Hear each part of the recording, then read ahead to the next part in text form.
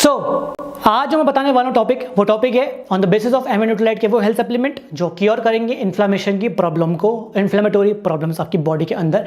सबसे पहले जानते हैं कि रीजनेबल फैक्ट्स क्या है, रीजनेबल फैक्टर्स क्या है। इसके बिहाफ में ये पूरा का पूरा सिम्टोमेटिक फैक्टर्स के बॉडी के अंदर हमारे पास आते हैं, कॉज एंड इफेक्ट जो हमारी बॉडी के अंदर आता है, इस चीज़ का पूरा वो क्यों आता है, क्या इसके रीजन है, क्या कारण है, इसके पीछे बहुत ही जो डीप विद इन जुड़े हैं हमारी बॉडी के अंदर। नंबर 1 कारण की अगर बात करूँ मैं तो वो हमारे पास क्या, स्टमक एसिड रिफ्लक्शन, यानी कि जो इन्फ्लेमेशन, कहाँ बनती है इन्फ्लेमेशन, ऑब्वियसली बात है इस पूरे स्टमक के एरिया पे भी, स्टमक से ही सारी जुड़ी हुई है इन्फ्लेमेटोरी प्रॉब्लम्स, इन्फ्लेमेशन की प्रॉब्लम जो होती है बेसिकली वहीं से स्टार्ट होती है। पहला जो रीजनेबल फैक्टर या ओरिजिनेशन पॉइंट है, जो रीजन पॉइंट हमारे पास है, ठीक है, जो बिल्कुल उसका कोर पॉइंट है, वो कौन सा हमारे पास है, ऑब्वियसली बात है stomach area plus intestinal area, दोनों के रिस्पेक्ट में, स्टमक के रिस्पेक्ट में, इंटेस्टाइन के रिस्पेक्ट में देखा जाए तो इंटेस्टाइनल एरिया स्टमक के अंदर क्या है, एसिड रिफ्लेक्शन बहुत होता है हमारे पास, ठीक है ना। तो जो एसिड रिफ्लक्स हमारे पास हो रहा है, जो एसिडिक और बेसिक करेक्टर कोडिंग या जो एल्कलिनिटी की बेसिस पे करेक्टर कोडिंग हमारे पास है, वो केमिकल रिएक्शन क्या हो रही है, इन फ्लक्चुएशन नेचर में हमारे पास आ रही है, इन फ्लक्चुएट हो रही है बहुत ज़्यादा,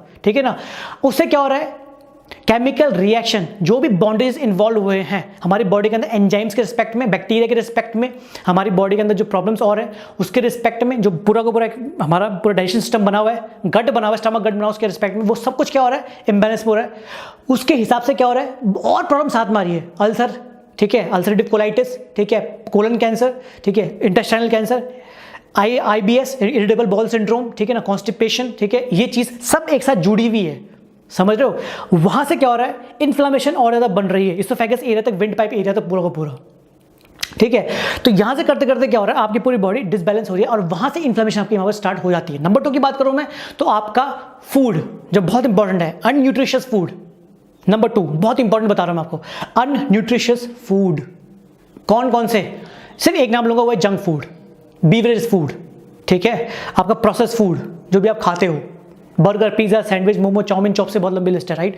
उसके रिस्पेक्ट में भी आपके अंदर इन्फ्लेमेशन, इन्फ्लेमेटोरी प्रॉब्लम्स क्रिएट होना स्टार्ट हो जाती है। सबसे इंपॉर्टेंट चीज तो ये। थर्ड थिंग की बात करो तो वो है क्या, लैक ऑफ एक्सरसाइज। अब आप बोलोगे यार लैक ऑफ एक्सरसाइज का मतलब क्या हुआ, घर बैठे बैठे तो कुछ ऐसा, ये घर बैठ के भी ऐसा होता है कि कभी, ऑब्वियसली, क्योंकि लैक ऑफ एक्सरसाइज या lack of activity, physical activity एक ऐसी प्रॉब्लम है आपकी बॉडी के अंदर की जिसके बेसिस पे आपको कभी ना कभी ये इन्फ्लेमेशन होनी है, ठीक है। मसल के रिस्पेक्ट में, सेल टिश्यू के रिस्पेक्ट में, आपकी पूरी बॉडी के अंदर स्टमक एरिया उसके रिस्पेक्ट में, हर चीज के रिस्पेक्ट, क्योंकि हर चीज इंटरलिंक्ड है, इंटरकनेक्टेड है, हाइपर एक्टिवेटेड भी है साथ में और हाइपर लिंक्ड भी है साथ में। सबसे बड़ी बात ये है, हर चीज एक साथ। तो क्या हो रहा है, प्रॉब्लम्स क्रिएट हो रही है, सिंपल सी बात है। तो जब प्रॉब्लम्स क्रिएट होगी तो अल्टीमेटली क्या होगा, खत्म, वो प्रॉब्लम तो इन्फ्लेमेशन बननी है आपकी अल्टीमेटली, ठीक है। तो ये है। नंबर 4 की बात करो तो वो है stress level of your body. आपका माइंड कितना हाइपर एक्टिवली वर्क कर रहा है 24 घंटे के लिए, hyper active in the sense stressful situation में, नॉट कि आपके अंदर एनर्जी लेवल वाकई में है।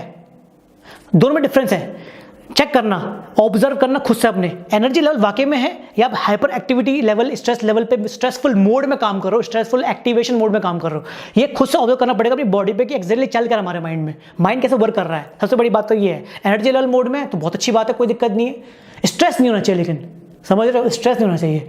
बेसिकली क्या है, आपके बॉडी में स्ट्रेस कम, एनर्जी लेवल ज्यादा होना चाहिए। लेकिन कभी कभी क्या होता है, मैक्सिमम हाइपर एक्टिविटी लेवल पे ज्यादा काम करते हैं लोग, तो वो स्ट्रेस लेवल की वजह से ज्यादा होता है, ठीक है, बहुत ज़्यादा स्ट्रेस है, इस वजह से काम कर रहा है। और उसकी बेसिस पे ही हमारी बॉडी के अंदर बहुत सारे सर्टेनल चेंजेस हमारी बॉडी के अंदर आने लग जाते हैं, जो सस्टेन होता है हमारी बॉडी के अंदर। किसके रिस्पेक्ट में, हार्मोन्स के रिस्पेक्ट में, हार्मोन इम्बैलेंसमेंट वहाँ पर आना स्टार्ट होता है, हार्मोनल करेक्टर कोडिंग्स जो वहाँ पर होती है वो डिसबैलेंस होना स्टार्ट हो जाती है। जो कोडिंग होनी चाहिए हमारी बॉडी के अंदर हार्मोन्स की, हार्मोन अच्छे हार्मोन जिसको पॉजिटिव हार्मोन्स कहते हैं, जितनी पॉजिटिव हार्मोन्स है बॉडी के अंदर के, उसके रिस्पेक्ट में वो डेवलप होना चाहिए, जरूरी है, राइट। तो वो ही बहुत इंपॉर्टेंट है, सबसे इंपॉर्टेंट चीज तो ये है। नंबर 5 की अगर बात करूं तो वो है outer pollution plus inner pollution. जो पॉल्यूटेड हमारा पॉल्यूशन अंदर है, जो नहीं है, किसके रिस्पेक्ट में, टॉक्सिन्स के रिस्पेक्ट में, जो बॉडी के अंदर टॉक्सिन्स बन रहे हैं, डिटॉक्सिफाई बॉडी नहीं हो पा रही है, उसके रिस्पेक्ट में, समझ रहे हो। बाहर का पॉल्यूशन और अंदर का पॉल्यूशन, अंदर का पॉल्यूशन क्या होता है, टॉक्सिफिकेशन, फूड पॉइजनिंग टाइप, समझ रहे हो वो। तो ये दोनों क्या है, इंटरलिंक्ड है, बाहर का पॉल्यूशन अटैक करेगा, अंदर का पॉल्यूशन भी अटैक कर रहा है, प्लस साथ में क्या हो रहा है, बैक्टीरिया और वायरसेस का जो आपके अंदर उसकी एंटीबॉडीज भी ना बनना, उसकी वजह से भी आपके अंदर इन्फ्लेमेशन जनरल कहीं ना कहीं आना स्टार्ट हो जाती है। अब आप बोलोगे यार क्या मजाक कर रहे हो आप, ऐसा कैसे होता है, ये तो बात ही नहीं हुई कोई, ये होता है, इसलिए मैं आपको बता रहा हूँ। सब चीज जुड़ी हुई एक साथ, छोटे छोटे माइनर लेवल्स पे होती है, तब जाके एक major factorial form of disease होना स्टार्ट हो जाती है, तब बन जाती है। और उसके पीछे कौन सा सिम्टोमेटिक फैक्टर होता है वो आपको भी नहीं पता होता ढंग से। तो छोटे छोटे लेवल पे ये चीज होने स्टार्ट होती है। अगर इन चीज़ों को खत्म करना है तो सप्लीमेंट कौन कौन से यूज करने पड़ेंगे इन्फ्लामेशन को खत्म करने के लिए, वो मैं बताने वाला हूं आपको, ठीक है। तो नंबर 1 पॉइंट है वो ये है न्यूट्रीलाइट का डेली मल्टीविटामिन नंबर 1, बहुत इंपॉर्टेंट आपको लेना पड़ेगा। नंबर 2 सैल्मन ओमेगा 3 न्यूट्रीलाइट की। Number 3 coenzyme Q ten. Number 4 natural C. Number 5 natural B with yeast. Number 6 CH balance भी आप दे सकते हो। Number 7 echinacea with citrus concentrate, ठीक है, ये भी आप दे सकते हो, बहुत ही इंपॉर्टेंट है। नंबर 9 आयरन फॉलिक या आयरन चेरी प्लस जो हमारे पास है। नंबर 10 बायोटिन चेरी प्लस भी आप इसमें ऐड कर सकते हो, ठीक है। Number 11 concentrated fruits and vegetables, वो भी आप इसमें ऐड कर सकते हो। नंबर 12 फाइबर आप ऐड कर सकते हो, न्यूट्रीलाइट का फाइबर, सॉल्युबल फाइबर जो आता है बेसिकली, ठीक है ना, 200 ग्राम वाला, वो भी आप इसको ऐड कर सकते हो, ठीक है ना। और किसमें ऐड कर सकते हो आप, ट्रेडिशनल हर्ब्स फॉर एग्जांपल, और इसमें क्या ऐड कर सकते हो, तुलसी, न्यूट्रीलाइट की तुलसी ऐड कर सकते हो आप, न्यूट्रीलाइट की ब्राह्मी भी ऐड कर सकते हो, न्यूट्रीलाइट का अश्वगंधा भी आप ऐड कर सकते हो आप, ठीक है, ये भी आप ऐड कर सकते हो, कोई दिक्कत नहीं है। वशाका सुरेसान मुलेठी भी आप यूज कर सकते हो उसमें। AVH न्यूट्रीलाइट की AVH, आंवला की, हरिता की, विबिता की, ठीक है, ये भी आप इसमें ऐड ऑन कर सकते हो। मैक्सिमम सप्लीमेंट यूज कर सकते हो, लेकिन कुछ गिने चुने सप्लीमेंट हैं जो आपकी प्रॉब्लम्स को क्योर करेंगे बहुत ही डीप लेवल पे, जहां से स्टार्ट हुई है इन्फ्लामेशन की, जलन की, पूरी बॉडी की, मसल के रिस्पेक्ट में हो, स्किन के रिस्पेक्ट में हो, ठीक है, आपके पेट के रिस्पेक्ट में हो, पूरे के बेसिस पे। क्योंकि कहाँ से स्टार्ट है हर चीज़, स्टमक एरिया से स्टार्ट है। तो जब स्टमक एरिया से स्टार्ट है और पूरी बॉडी से उससे कनेक्टेड हो रखी है, उसी बॉडी उसी की वजह से चल रही है, क्योंकि इंजन क्या है हमारी बॉडी का, स्टमक एरिया है, मेटाबॉलिज्म है। तो मेटाबॉलिज्म हो गया और प्लस स्टमक एरिया पूरा का पूरा जो हमारा स्टमक गट है, जब तक वही प्रॉपर तरीके से हैंडलेशन में नहीं आएगा, कंट्रोलिडिटी में नहीं आएगा, स्टेबल नहीं होगा एंजाइम के रिस्पेक्ट में, बैक्टीरिया के रिस्पेक्ट में और चीज़ के रिस्पेक्ट में, तो डाइजेशन कैसे प्रॉपर तरीके से सही होगा। और जब डाइजेशन सही नहीं होगा तो अल्टीमेटली क्या होगा, बॉडी में तो कुछ ना कुछ रिस्पॉन्सेस आएंगे, अननेचुरल रिस्पॉन्सेस आएंगे, अननेचुरलिस्टिक फॉर्म में आएंगे, जो नेचुरल में आने चाहिए वो नहीं आएंगे, तो अल्टीमेटली क्या होगा, बॉडी खराब होगी।